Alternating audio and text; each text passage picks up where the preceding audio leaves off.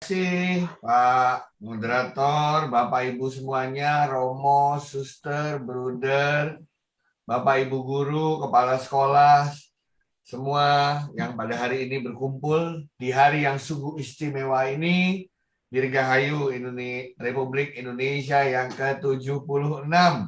Suara saya aman, Bapak Ibu? Aman. Aman. Gambar aman, aman, aman? Siap. Aman, Prof. Oke, terima Aman, Prof. Lanjut. Saya rasa sudah lengkap tadi oleh pembicara terdahulu memberikan semua, jadi saya bingung mau ngasih apa. Tapi baiklah, saya akan sharing hal yang sederhana saja, membagi pengalaman, membagi perasaan, membagi sharing good practices kepada Bapak Ibu sekalian. Kalau saya menggunakan waktu yang sesungguhnya, nanti seminarnya jadi molor. Kasihan Bapak Ibu yang ingin tanya jawab. Jadi saya akan short saja supaya saya tidak mengambil waktu terlampau banyak, sehingga kita bisa banyak berdiskusi. Bahan saya silakan Anda ambil, nanti saya berikan ke panitia, atau Anda bisa ambil dari YouTube channel saya, yaitu Ekoji Channel. Bapak Ibu sekalian, sederhananya tadi sudah disampaikan oleh ketiga pembicara terdahulu bahwa sekarang bukan lagi masanya membanding-bandingkan belajar daring dengan yang masa lalu gitu ya. Kalau ditanya mana yang lebih bagus, offline atau online, suruh milih. Ya aku milih offline lah, semua setuju gitu kan. Cuman sekarang itu bukan pilihan karena tidak mungkin kita lakukan sekarang karena sedang pandemi membahayakan jiwa orang kalau ingin bertemu offline. Jadi lebih baik energi kita habiskan untuk menyusun strategi pembelajaran yang tepat ke depan. Jadi kita tidak usah lihat lagi ke belakang, dulu sudah indah pada waktunya. Nostalgia yang keren, mari kita sekarang melihat ke masa depan, kita cari strategi yang paling tepat. Oleh karena itu, saya akan mengambil satu topik yang sangat kecil, yaitu mengatasi kebosanan siswa. Ya, Bapak Ibu sekalian, mengapa siswa bosan? Saya mengadakan penelitian kecil setiap hari, melihat siswa dari TK, SD, SMP, SMA, dan anak saya juga 4 dari SD, SMP, SMA, perguruan tinggi ada semua. Jadi saya bisa menyaksikan bahwa siswa itu bosan karena proses pembelajaran monoton, mudah ditebak, diulang-ulang, tidak melibatkan siswa, jauh dari menarik dan menyenangkan, dan tugas yang terlampau mengada-ngada atau bikin konteks.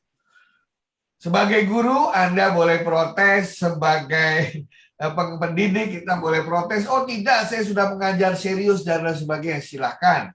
Tetapi dalam pendidikan, fokusnya adalah di peserta didik. Jadi kalau kita ingin tahu apakah kita berhasil apa tidak, sejatinya yang paling tahu mereka belajar atau tidak bukan gurunya, tetapi yang melakukan proses itu yaitu peserta didik kita, siswa-siswa didik kita. Mereka yang tahu apakah setelah pembelajaran dengan gurunya itu mereka mendapatkan sesuatu atau tidak. Akan dilihat beberapa pertanyaan mengenai apakah online ini bisa dipakai untuk anak-anak TK, SD. Pertanyaannya saya balik, bukan masalah bisa atau tidak. Sekarang tidak ada cara lain kecuali online karena tidak boleh ketemu fisik. Ya, tinggal bagaimana caranya anak-anak TK dan SD itu gembira untuk bisa ikut online. Dan Anda bisa tahu kapan mereka gembira atau tidak. Setiap kali setelah sesi dengan gurunya, anak TK itu langsung ketemu papa mamanya, langsung ketemu ayah bundanya, langsung ketemu papi maminya. Mama, papa, aku bisa begini. Papa, mama, aku sudah bisa nyanyi ini. Itu artinya berhasil. Dia mendapatkan sesuatu. Tapi kalau setelah kelas, dia langsung tidur, pindah gadget, nggak cerita apa-apa, ya Anda tahu sendiri bahwa sejatinya mereka merasa tidak mendapatkan apa-apa. Ya. Nah, mengapa banyak siswa itu bosan karena tadi diulang-ulang? Banyak guru mencoba untuk membuat variasi. Tapi sesuatu yang variatif hanya di hari pertama atau kedua, kemudian hal terus dilakukan terus-menerus, ya bagi anak-anak itu boring. Ya, kenapa demikian? Karena cara kita memandang situasi pembelajaran daring dengan siswa memandang situasi pembelajaran daring itu dua hal yang sangat berbeda. Betul ya? Saya selalu mendapatkan pertanyaan, bagaimana caranya supaya anak-anak itu tidak nyontek, kan begitu ya? Saya bilang, salah pertanyaannya. Karena mereka pasti akan ngelihat sana-sini. Mana bisa kita mengontrol? Gak bisa. Pertanyaannya adalah bagaimana kita memberikan soal yang nyontek menjadi tidak relevan. Karena mereka nggak bisa nyontek karena apa? Karena soalnya beda-beda, jawabannya beda-beda. Itu cara kita memutar kepala kita. Tuh ya. Banyak orang suka bertanya, Pak Moderator, ini kalau Prof Eko webinar itu, kenapa selalu ngomongnya teriak-teriak gitu kan? Selalu bengak-bengok. Itu banyak yang nanya tuh, Pak. Oh gitu. Oh iya, istri saya sama anak saya ini pada ribut setiap kali saya ngajar di ruangan ini. Mereka udah jauh-jauh aja, awas. Papa mau seminar katanya, pasti ribut katanya begitu. Kenapa saya mengatakan begitu? Bukan supaya saya memberikan semangat, bukan supaya saya memberikan motivasi, bukan. Karena saya harus memenangkan screen-nya Bapak Ibu sekalian. Saya yakin saya belum tentu satu-satunya screen di handphone, di komputer Anda, benar nggak? Mungkin di sebelah kanannya ada WA, ada email, ada pekerjaan kantor. Syukur-syukur nggak ada yang nonton Netflix karena drakornya belum selesai tadi malam. Ya nggak? Nah, I have to win the screen. Yes. Guru-guru, dosen-dosen, jangan GR. Anda kira siswa cuma melihat screen Anda. Tidak, mereka membuka screen yang lain. Dan pikiran kita jangan berpikir, gimana supaya mereka nggak buka yang lain ya. Tidak. Tapi apa yang harus kita lakukan ketika mereka memungkinkan membuka semua screen itu? We have to win the screen, apapun juga. Betul ya? Nah, itulah pikiran yang harus dibalik yang kata Pak Indra namanya mindset itu tadi. Ya, nah Bapak Ibu sekalian, oleh karena itu, nah sekarang saatnya kita mengganti ritual pembelajaran yang itu-itu saja. Anak-anak kita itu mau SD, SMP, SMA, mereka tuh ahli forensik, Pak Dinar. Siap. Mereka tuh sudah tahu Pak Agus tuh modelnya ngajarnya gini. Habis ini pasti ini, habis ini pasti ini. Nanti kalau begini dia marah, udah tahu. Mereka udah tahu kalau Bu Dwi nanti akan begini modelnya. Di tengah-tengah pasti gini. Nanti ada kayak begini. Kita udah di forensik semua. Dan bagi mereka, kalau sesuatu yang sudah bisa diketahui, itu tidak asik katanya begitu. Menjadi boring by default katanya. Yes. Oleh karena itu, kita harus perbanyak yang namanya element of surprise. Kejutan-kejutan di tengah-tengah yang mereka tidak pernah duga. Kalau nggak ada element of surprise, forget it. Mereka akan bosan di menit-menit pertama.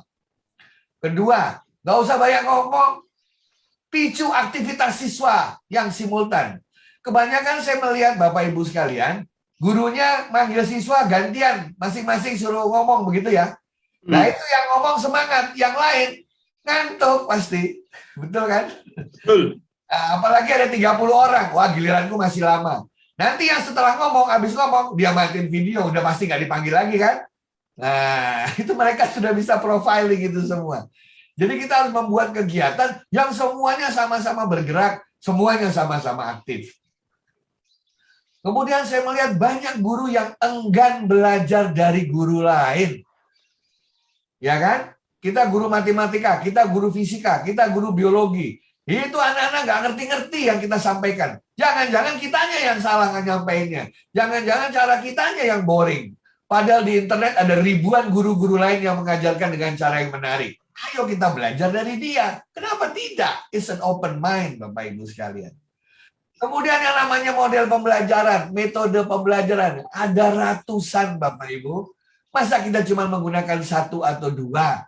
Ada ratusan metode pembelajaran yang bisa kita pakai. Bahkan kita sendiri, orang Katolik yang percaya bahwa banyak jalan menuju Roma, begitu ya? Ya. Roma itu kan tujuan pembelajaran, Pak Dinar. Siap. Banyak jalan itu artinya apa? Banyak ribuan cara ke sana. Kenapa pakai satu cara kalau nggak berhasil, gitu ya? Amin. Nah, dan yang terakhir adalah jauhkan diri dari asumsi dan persepsi. Kita selalu berasumsi, anak-anak nggak bisa kalau nggak saya temani. Kita selalu punya asumsi, mereka nggak akan bisa kalau nyari sendiri. Kita selalu berasumsi mereka males, gitu kan ya. Buktinya anak-anak sekarang bahasa Inggrisnya keren semua, padahal nggak ikut pelajaran bahasa Inggris. Dari mana mereka belajar? Dari Disney Channel, dari Nickelodeon, dari YouTube, dan lain sebagainya. Nggak ada kok yang ngajarin, tapi mereka kok bisa pronunciation-nya lebih bagus dari guru bahasa Inggrisnya. Nah, itu untuk membuktikan bahwa hati-hati kadang-kadang asumsi dan persepsi kita yang membuat kita jadi memiliki fixed mindset yang kata Pak Indra tadi. Jadi Bapak Ibu sekalian, di dalam konteks kuliah pembelajaran daring, we don't teach. We help the students to learn. Itu filosofinya. Kalau kita masih kita maunya teach, ngajar, ya sudah. Itu 8 jam dipindahin dari fisik ke virtual. Aku lihat Zoom aja setengah jam udah perih mata. Suruh 4 jam, 6 jam. Apalagi sekarang saya pembicara terakhir. Pasti semua udah pada nonton drakor dengan Netflix atau YouTube dibuka. Begitu kan ya. Nah, kalau kita berempati kepada mereka, inilah intinya. Jadi kita menghabiskan pikiran kita untuk membuat strategi yang tepat. Ya, jadi kalau kita pikirannya masih mau teach, kita tidak akan pernah masuk ke zona yang dimaksud.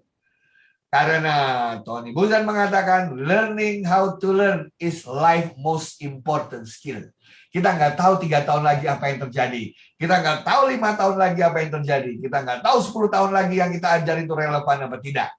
Tapi kalau siswa kita bisa belajar untuk belajar, maka dalam kondisi apapun, they will survive. Nah, intinya seperti itu. Nah, mengingat bahwa cara belajar orang tuh beda-beda, ada yang senang belajar itu kalau sambil melakukan baru ingat, ada yang sambil belajar searching sendiri, kayak anak saya yang ketiga ya. Kalau anak saya yang kedua harus berkelompok, anak saya yang pertama harus mencoba sendiri, eksperimen, maka sudah waktunya kita menggunakan hal-hal yang berbeda. Generasi millennials are not a good listener. We like it or not, Pak Dinar, anak-anak sekarang bukan pendengar yang baik, tapi mereka pembelajar yang cepat. Jadi betul. Kita dengerin 8 jam, 4 jam, 3 jam, they are not a good listener. Tapi mereka pembelajar yang cepat kalau kita kasih suasana mereka belajar sesuatu. Nah, jadi udah tahu begini, kalau kita ingin merubah orang melakukan yang kita inginkan, ya kita harus pakai frekuensi dia. Jangan pakai frekuensi kita. Nggak akan nyambung. Nanti mensana incorpore sano. Gurunya ke murid sono. Tidak nyambung. Jadi, gurunya itu senengannya verbal. Padahal anak-anaknya senangnya visual. Nggak nyambung toh. Mensana incorpore sano. Satu ke sana, yang lain ke sono. Gurunya pengennya sit and listen to me. Sementara siswanya pengennya nyoba segera. Pak Dinar, waktu Anda kelas 1 SD, Anda pengen ngapain coba? Anda pengen main kan? Ya. Anda pengen cerita ke teman-teman Anda kan? Otot-otot kita ini kan, otot-otot kita lapar. Yang paling lapar tuh otot mulut, pengen ngomong terus tiap hari. Ini kenapa, itu kenapa, kamu ngapain, saya bisa apa, kan begitu. Betul. Sekarang ada kelas 1 SD yang gurunya bilang, ayo ibu mau ngajar, matikan mikrofonnya, semua suruh listen. Nggak akan jalan kelas 1 SD, my friend, gitu kan ya. Ya. Mereka tuh pengen cerita rame-rame. Ayahku baru ketubruk motor tadi pagi. Yang lain pengen nimbalin. Ayahku juga malah 3 kali ketubruknya, gitu kan ya. Yang lain bilang, wah aku 7 kali ayahku, pengen pamer. Yang lain anaknya bilang, loh ayahku yang nubruk ayah kalian semua, kan ceritanya gitu. Dia pengen cerita, tapi mikrofonnya di silent secara paksa oleh gurunya karena gurunya nggak mau pusing. Ribut katanya begitu ya. Sudah mati itu istilahnya keinginan untuk berbagi, sharing. Anak SD yang lapar adalah motoriknya Bapak Ibu sekalian. Nah, hal-hal semacam ini yang harus kita pahami. Oleh karena itu Bapak Ibu sekalian, nih Pak Dinan. Orang metode pembelajaran itu ada ratusan. Kok kita senengannya pakai model teacher center ya? Ya, betul. Classroom, ada role playing, ada discussion, ada action learning, ada study case. ada brainstorming. Inilah jalan menuju Roma itu, Bapak Ibu. Kalau kita ada 12 pertemuan, kalau perlu setiap pertemuan beda-beda. Jadi anak-anak nggak bisa profiling kita. Dia menunggu what's the next surprise oleh gurunya, kan begitu ya? Kejutan apa lagi yang saya akan dapat berikutnya? Dari kejutan itu saya belajar apa dari situ? Nah, inilah yang harus kita pikirkan sekarang. Kalau tidak, kita akan boring. Ada yang menggunakan misalnya problem based learning. Habis itu setiap hari problem based learning terus, ya lama-lama bosan. Ada yang senangannya pakai apa namanya cooperative learning. Terus pakai kooperatif terus, ya bosan orang, awalnya sedang akhirnya bosan. Variasi dibutuhkan oleh anak-anak sekarang yang mudah bosan itu. Nah, Bapak Ibu sekalian, tugas kita sederhana sebenarnya. Bagaimana agar anak-anak didik kita itu bisa ketagihan belajar. Kalau Bapak Ibu guru bisa membuat anak-anak didik kita ketagihan belajar, selesai tugas kita sebagai guru. Selesai tugas kita sebagai pendidik. Dan untuk membuat mereka ketagihan belajar, ya kita harus membuat mereka mencintai belajar. Pak Eko, anak-anak sekarang kangen ke sekolah. Iya, mereka kangennya sama siapa? Sama siapa Pak Dinar? Gurunya. Kangen ketemu siapa coba saya tanya menurut riset? Temannya. Ketemu teman-temannya, Temannya. gurunya. Jangan GR. Mereka kangen ketemu teman-temannya dan bermain di sekolah. Betul. Bukan ada yang kangen dengan belajarnya. Artinya apa? Nah, kita belum sampai membuat anak-anak kita tuh kasmaran belajar. Ada guru, tidak ada guru. Mereka ingin mencari tahu sesuatu. Kayak ada bapaknya atau tidak, mereka pengen main game. Ada gurunya atau tidak, mereka pengen browsing internet. Itu namanya kasmaran. Nah, tapi kita belum berhasil membuat peserta didik kita untuk bisa kasmaran belajar. Percuma ngajarin HOTS ke SMA kalau dari SD tidak pernah dibiasakan berpikir secara HOTS. Gak mungkin bisa membuat anak-anak belajar mandiri di SMA kalau tidak semenjak TK dan SD diajarkan cara belajar mandiri. Nah, itulah Bapak Ibu sekalian. Dan siapa yang paling hebat mengajarkan belajar mandiri? Bukan guru kita, bukan profesor kita. Yang paling jago ngajarin cara belajar mandiri adalah kakek nenek kita, atau opa oma kita, atau eyang kita semua itu. Karena eyang kita, opa oma kita, mbah-mbah kita itu, anaknya 8, anaknya 11, anaknya 12, tetapi semuanya jadi orang yang berhasil, yaitu ayah ibu kita. Padahal masa mereka adalah masa-masa dikejar Belanda sama Jepang. Masa-masa mereka adalah masa-masa sulit. Mau ke sekolah 20 km, harus jalan atau naik sepeda. Buku cuma 1, diperebutkan 12 anak. Makanan sedikit, diperebutkan 10 anak. Tapi semua menjadi orang hebat, menjadi ayah ibu kita. Jadi kalau sekarang anak kita cuma 2, cuma 3, sudah mengeluh karena pandemi, kata anak sekarang, kesian deh lo, katanya. Nah, jadi kalau kita mengeluh sekarang, it's too much. Belajar sama kakek nenek kita, belajar sama simbah gitu ya, yang bisa punya anak banyak, suasana sulit, tapi mereka bisa memberikan yang terbaik untuk putra-putrinya. Dan ternyata kuncinya satu, apa? Definisi pembelajaran dari zaman ayah ibu kita, dari zaman kakek nenek kita sampai sekarang tidak pernah berubah. Pembelajaran adalah interaksi antara peserta didik dengan pendidik dan sumber belajar dalam lingkungan belajar. Di situ tidak ada kata guru, di situ tidak ada kata dosen, yang ada kata pendidik. Artinya semua orang bisa jadi pendidik. Di situ tidak ada kata buku, di situ tidak ada kata internet. Yang ada adalah sumber belajar. Ada ribuan sumber belajar. Di situ tidak dikatakan ruang kelas, di situ tidak dikatakan sekolah. Yang ada adalah lingkungan belajar. Di situ tidak dikatakan tatap muka, di situ tidak dikatakan pakai internet. Yang ada adalah interaksi. Jadi kalau semua itu kita permutasikan, Bapak Ibu sekalian, ada puluhan ribu cara melakukan proses pembelajaran di dunia ini. Dan belajar di dalam kelas, menggunakan buku, pakai kapur, ada gurunya, cuman satu jenis model pembelajaran dari ribuan model pembelajaran yang tersedia bagi manusia. Kalau saya teruskan presentasi saya, Pak Dinar, itu membutuhkan 3-4 semester. Sementara sekarang udah jam 4 kurang 5. Jadi saya tinggalkan semua presentasi saya ini, Bapak Ibu.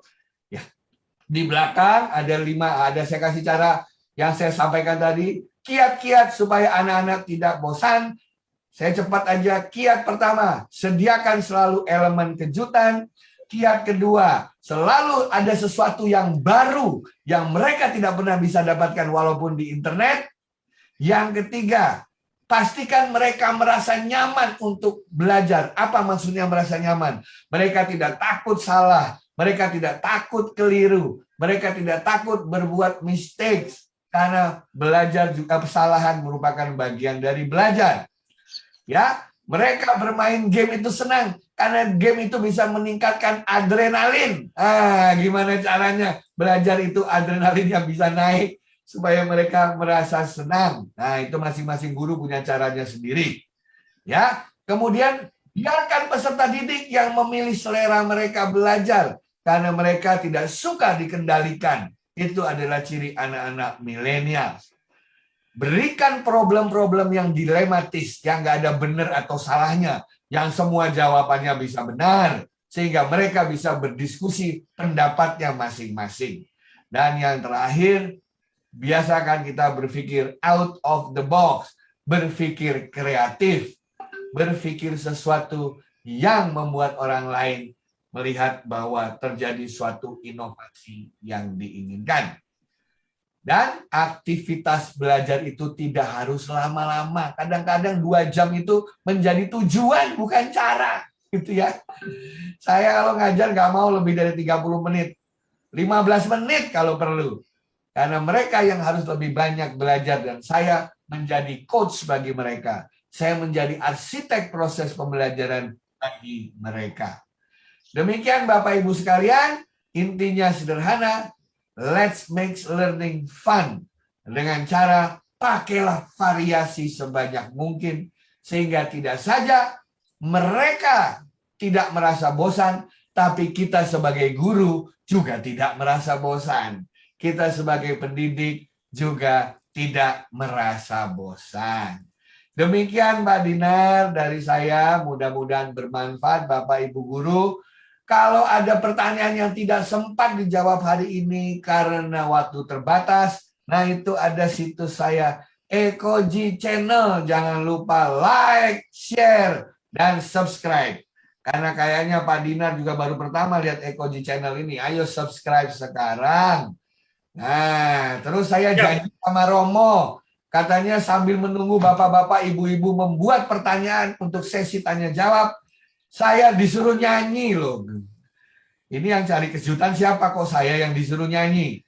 Nah, oleh karena itu saya ingin persembahkan untuk Bapak Ibu semua dari saya dan istri saya di hari yang membahagiakan ini, Dirgahayu Indonesia yang ke-76. Nah, tidak bisa langsung live karena apa? Karena istri saya juga lagi webinar, ya ceritanya seperti itu. Jadi saya akan sharing saja ya Pak Dinar ya. Siap. Sambil diiringi lagu, Bapak Ibu boleh tulis pertanyaan sebanyak-banyaknya di chattingan. Saya punya kebiasaan, panitia tolong dikumpulkan chattingannya. Kalau nanti ada yang tidak terjawab, akan saya jawab di channel YouTube saya. Baik Bapak Ibu, saya akan menyanyi dengan istri dengan tangga nada do sama dengan re ya. Nah, jadi kalau fals jangan diketawain ya.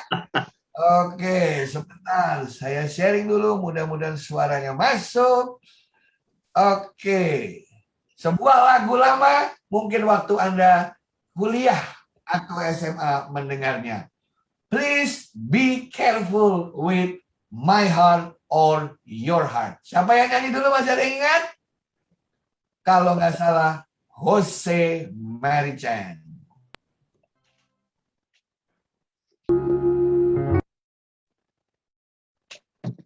Mantap. Waktu selanjutnya, Kang Dinar. Baik, kami persilakan Apa Prof. Eko. Oh ya, terima kasih. Sebelumnya ini saya dapat kertas khusus untuk Monsinyur Romo Murti sama Pak Indra. Salam dari istri saya. Barusan dia salam katanya. Baiklah, pertanyaannya dua. Ada yang pertama menanyakan, tahu dari mana pembelajaran efektif apa tidak? Sederhana. Pembelajaran itu efektif kalau di saat sesinya usai tujuannya tercapai, cuman itu. Nah, cuman masalahnya kebanyakan kita membuat tujuannya itu tidak rasional. Sehingga waktunya habis nggak tercapai tujuannya itu. Sama seperti tahu dari mana homili Romo itu efektif di hari Minggu apa tidak? Mudah sekali. Pokoknya selesai gereja, dia langsung melakukan yang disampaikan Romo tadi. Nah, jadi kalau Romonya menyampaikannya banyak hal, dia lupa. Tapi kalau Romo menyampaikan hal yang satu, fokus, sederhana, dia ingat, dia akan melakukannya. Nah, minggu depan ada yang baru lagi. Minggu depan lagi ada yang baru lagi. Seperti itu. Yang saya lihat banyak sekali yang tujuannya terlalu besar untuk satu sesi. Jadi bingung sendiri gurunya. Nah, tujuan yang tidak bisa dicapai dalam satu sesi itu sebenarnya tujuannya tidak rasional. Oleh karena itu, Bapak Ibu, silakan tujuannya dibuat sedemikian rupa sehingga masuk akal. Karena belajar adalah perubahan yang relatif permanen terhadap potensi dan perilaku peserta didik. Jadi intinya pokoknya sebelum dan setelah ketemu Bapak Ibu, mereka mengalami perubahan. Walaupun itu sedikit. Nah, sederhananya seperti itu. Kemudian ada yang nanya, gimana caranya contoh-contoh yang memberikan surprise atau contoh-contoh yang memberikan kejutan. Daripada rumit jawabnya, saya beri contoh aja ya. Saya masih punya buku ini, bukunya ini nih, Romo, nggak kelihatan. Nah ini kelihatan ya. Nah ini buku masih di dalam plastik. Yang mengarang adalah sahabat saya, Profesor Marsudi. Judulnya Revolusi Mengajar. Ada yang mau nggak buku ini? Ada yang mau nggak? Mau ya. Nah, tapi karena bukunya cuma satu, kita perlombaan ya. Saya kasih satu soal, cepet-cepetan jawab di chattingan. Yang pertama kali jawab benar, saya kasih buku ini. Siap semua ya? Jawab ya. Monsinyur boleh ikut, Romo boleh ikut. Siap. Ya, cukup ya, siap ya.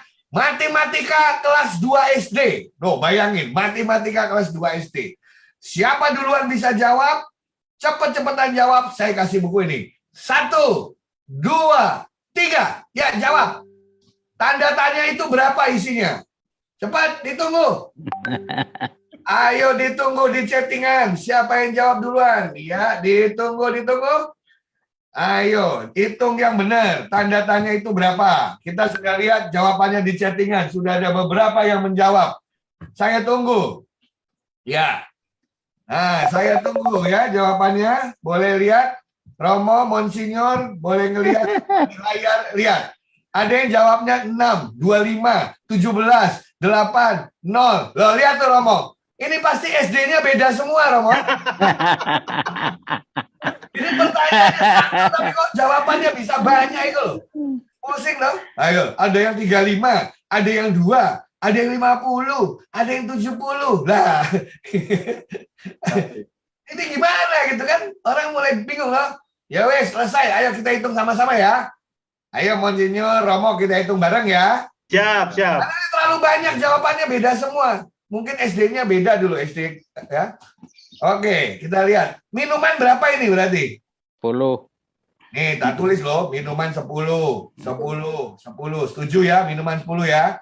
Tak tulis kilo 10. Kalau minuman 10, hamburger berapa? 5. Wah, 5. betul ya, 2 ya? Enggak dong. 5. 5. Oh, 2, 5. Hamburger 5 ya? Ya. Tak tulis sih kalau 5. Nah, kalau hamburger 5, kentangnya piro? 14 tambah 5, 19. 2. Bagus, 2. Berarti ini, nah, berapa di jumlah? 17. 17. 17 dari mana? Itu kali 10. 10 5 plus 2. Kali, 15, kali, 15. sama kali. Oh, kali. Oh, iya. 15. 15, ya toh, setuju? Ayo, siapa yang mau protes? 15, bener nggak? Betul. Betul ya, 15 ya? Nah, lihat tuh jawabannya. Siapa yang pertama kali jawab 15 coba? Bentar, saya cari, Prof. Cari. Yang pertama kali Dari jawab 15. panitia ntar akan cari. Ayo, Yang ayo. pertama kali benar itu adalah Ciputra. Siapa? Ciputra ini. Ciputra namanya. Ciputra Oh, lama banget ya, baru ada 15 ya. Tak cari-cari, nggak ketemu-temu ya. Albalenta. Ciputra Albalenta. Ciputra Albalenta. Prof. Nah, saudara Ciputra. Ya, Ciputra Albalenta. Oh, kalau saya kok Ani Kristianti ya? Kristanti, bukan? Oh, sorry. Ada lagi Dominik. Sebentar. Ani Kristanti. Benar ya? Ani Kristanti dari mana? Unmute. Coba. Nah, jadi yang dapat Ani Kristanti. Kristanti. Betul ya? Ya, betul. Ya, Ternyata saya masih ada satu lagi. Nah, ternyata saya punya satu lagi. Nah, ini ada dua. Oke? Nggak kelihatan ya? Tuh, 2. Ada 2 ya? Iya. Oke, Mau Prof. lagi nggak? Satu lagi. Kasih soal, Prof. Tetapi ada tetapinya ini. Tahu apa tetapinya? Yang saya kasih hadiah adalah orang kelima yang jawabnya benar, bukan orang pertama. Oke. Oke ya, orang kelima ya. Jadi bukan yang pertama. Yang pertama benar dapat doa dari Bapak Uskup, ya. Amin. Yang benar nomor 2 dapat doa dari Romo Murti. Oke. Yang menang 3 dan keempat nggak dapat apa-apa. Juara 5 dapat buku. Siap ya? Nah, kayak gitu-gitu loh. Kan orang jadi bingung loh. Ini apa gitu ya. Siap ya? Ini cepat sekali. Anda pasti bisa cepat langsung jawab. 1, 2, 3. Ini mobil parkir di nomor berapa? Ya, buruan. Ayo cepat, ditunggu. Jawaban kelima benar, dapat buku. Ya. Jawaban kelima dapat buku. Oke, ya. Kita lihat ya, oke. Ya, yang benar nomor berapa ini Romo Murti? 87 nih. Nah, ini nomor 87. Kenapa?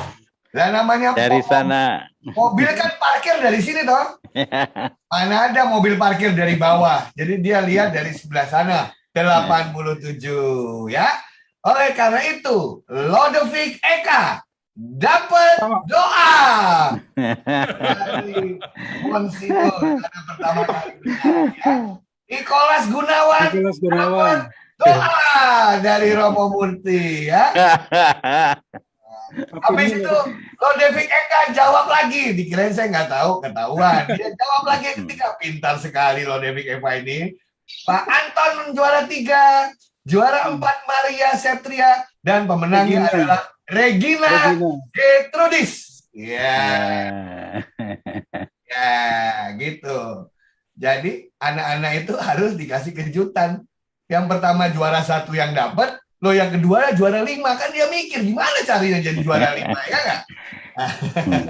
Nah, itulah Bapak Ibu contoh-contoh yang menarik yang kita sendiri juga nggak tahu siapa yang benar ceritanya seperti itu. Jadi saya kasih ke panitia, nanti tolong diberikan kepada 2 pemenang itu. Panitia, apakah peserta ini akan dikasih sertifikat nanti? Ya, akan dikasih, Prof. Oke. Ya, yang dikasih sertifikat dari panitia yang itu ya, yang daftar ya? Ya, betul. Oke, saya akan kasih 1 tambahan sertifikat dari saya. Tapi hanya saya berikan bagi mereka yang hari ini pernah ngisi chatting, gitu aja. Yang tidak ada kata-katanya di chatting tidak dapat sertifikat khusus dari saya. Jadi ada kesempatan 2 menit lagi chatting apa aja di situ, suara namanya keluar. Nah, itu saja ya. Nah, itulah caranya supaya anak-anak chatting, Romo. Tuh langsung chatting, terima kasih, oke, bye-bye. Pokoknya ada namanya keluar kan begitu ya. Dan kiat terakhir Bapak Ibu sekalian, banyak guru mengeluh karena anak-anak waktu kita mau belajar, mereka mematikan video semua, betul ya? Betul, Prof. Alasannya adalah karena kuotanya, alasannya adalah karena internetnya tidak bagus, alasannya adalah karena jaringannya lelet, begitu ya? Ya, Padahal Prof. sejatinya mereka tuh baru bangun tidur sebenarnya, ya belum mandi dan lain sebagainya. Tetapi kita nggak bisa nyuruh dia, ayo nyalakan, kalau tidak begini nggak akan jalan. Kalau kita paksa mereka menyalakan video saat itu juga, maka kita akan dilaporkan ke Komnas HAM, begitu Romo, zaman sekarang gitu ya. Nah, oleh karena itu ada caranya. Bagaimana caranya supaya anak-anak menyalakan video tanpa kita suruh? Gimana caranya Bapak Ibu? Ini saya kasih trik yang terakhir untuk Bapak Ibu ya. Nah, setiap kali mulai kelas, bilang aja, silakan mau nyalain video boleh, nggak nyalain video juga nggak apa-apa. Setiap kali ketemu Bapak, Bapak selalu mengambil nilai secara random. Dan yang Bapak tanya adalah yang videonya mati. Nah, tiba-tiba nyala semua. Itu aja Bapak Ibu sekalian. Ya, tiba-tiba nyala semua. Jadi kalau yang pengen matiin video, caranya belajar aja. Karena pasti ditanya begitu. Tiba-tiba video nyala semua dan mereka masih dalam keadaan ngantuk. Demikian Bapak Ibu sekalian. Anak-anak kita boleh lebih pintar dari kita, tetapi kita lebih bijaksana dari mereka. Kenapa mereka lebih pintar dari kita? Seperti yang dikatakan pembicara terdahulu, mereka sudah bisa belajar duluan di internet sebelum kita ngajarin. Tetapi kita lebih bijaksana dari mereka. Karena kita pernah muda, mereka belum pernah tua. Sekian dan terima kasih. Wah, oke, keren sekali. Terima kasih. Baik, ya itu saya lihat Prof ini cepat sekali ya untuk membuat kita menjadi kemudian fokus pada apa yang dibicarakan. Baik, Bapak Ibu, Romo, Suster, rupanya waktu juga yang akhirnya membuat pertanyaan selanjutnya yang sudah dikirim kepada kami itu tidak bisa kami katakan atau kesampaikan kepada para pembicara. Begitu ya, Bang Kornel ya? Betul, Bang, betul. Ya, karena waktu kita yang menuntut kita sangat terbatas, jadi mungkin kita langsung ke closing statement aja, Kang Dinar. Betul, baik. Kepada narasumber, Kang Dinar, kita beri tantangan supaya narasumber itu merumuskan satu kalimat closing statement yang menggambarkan seluruh gagasan yang disampaikannya kepada peserta webinar hari ini, sehingga kalimat itu yang mudah diingat dan kemudian menjadi pesan bagi para peserta webinar. Begitu ya, Kang Dinar? Mantap, ini tantangan. Bapak Uskup siap? Ya. Pak, sebentar Pak. Menje? Ada yang protes. Nah, Romo, mohon izin, ada yang protes katanya pertanyaan saya salah oleh guru matematika. Kita lihat lagi ya. Oh gitu ya, Prof. Ini penting ini penting ya, ini penting karena masalah harga diri ya. Tapi Prof kadang-kadang begitu. Oke. Bapak Ibu, saya diajarin anak saya. Yang benar itu tambah dulu atau kali dulu ya, kalau tidak ada dalam kurung. Ayo, benar ya kali dulu atau tambah dulu? Kali dulu baru tambah. Kali dulu baru tambah kan? Ya. Oke, bagus ya. Sekarang saya kasih tahu ini. Ada yang bilang ini yang tadi, Pak. Nah, ini penting ini. Wah. Oke. Burgernya berapa tadi? 10. 5. 5. Berapa? 2. 10. Kentang ini satu, bukan dua. Siapa yang bilang dua? 1 kentangnya. 5, 4, burger 5 tambah 4, 22. 2 kan 49. Ya. Berapa ini? 2. Burger 2. 25. Kentang 2. Kentang 2. Nah, jadi Kentangnya berapa? 1. 1 kali 10 tambah 5 berapa? Kentangnya 2 ya. Oh ya, kentangnya kan ada Kentang 2. satu. Betul, betul, betul. Satu kentangnya ada 2. Betul, betul, betul, Prof. Ini Oh, kentangnya 2, ini 1. Iya, iya, 1 iya karena iya kentangnya ada 2. 1 ya. Ah, Betul. sudah ya, betul ya saya ya. Betul. Panitia panik katanya Prof Eko salah itu loh. Ya, betul, Prof.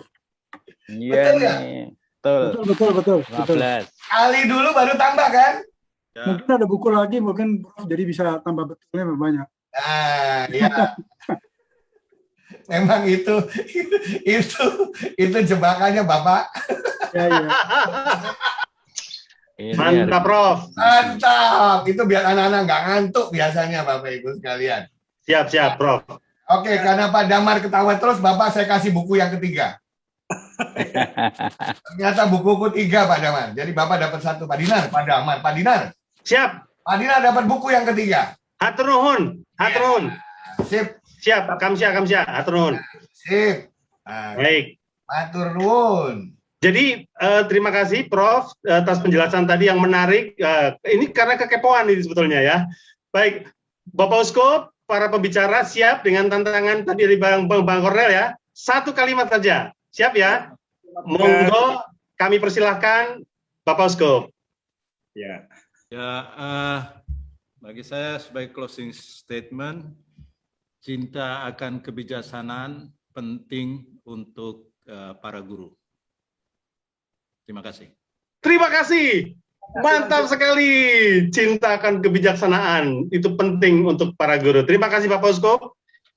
Oke. Yang kedua, kami persilakan Romo Murti. Ya, silakan. Meskipun pandemi kita belum tahu kapan berakhir, tetapi tetaplah belajar dan kreatif. Oke, Mantap. terima kasih. Terima kasih kata-katanya memotivasi. Ya, berikutnya Pak Indra. Pendidikan adalah hak setiap orang. Jadi, pandemi tidak pandemi, kita tetap harus mendidik anak-anak kita dengan baik. Oke, terima kasih. Mantap. Berikutnya Waduh. Memotivasi. Prof Eko, kami silakan. Nyanyi lagi. Ketika seorang guru berhenti belajar, pada hakikatnya dia telah berhenti menjadi seorang guru. Wah,